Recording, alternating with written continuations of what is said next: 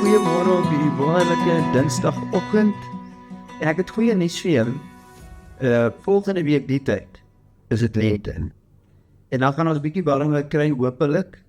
Maar vir eers is dit nou lieflike weer. En mag jy net beleef en ervaar dat die Here sy seën en sy guns oor jou uitspreek. Ons kan hierdie week bietjie gesels oor Christus se wil en plan vir jou lewe. Maar hierdie plan is nie my plan of jou plan nie.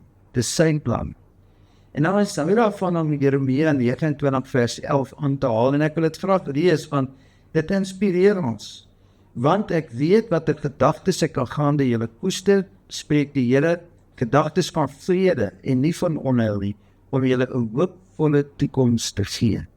Nou as jy nou mooi gaan lees, die verse voor en die verse na hierdie skrifgedeelte wat baie bekend vir almal is nie goeie verse nie.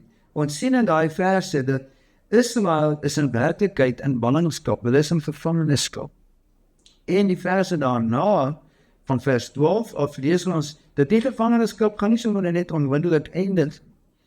So hulle is in gevangenskap en dit gaan nie dadelik eindig nie, maar die belangrike ding hier is dat God vir Israel kom inspireer en kom hoop gee en sê, dit wat hulle nou beleef, is nie werklik sy plan vir 'n begeering. So wat ons vandag vir jou wil sê, is God se plan is beter as die van ons, of op die plek waar ons is. God het beter planne vir jou. Al wat ons nodig het om te doen, is om op hom te bly fokus, en om lief te hê, en sy weë te bewandel. As ons in sy wil bly ons ook binne in sy plan. So ons gaan hierdie week bietjie reis rondom die wil van God, môreoggend af, so bietjie meer daaroor. Kom ek bid saam.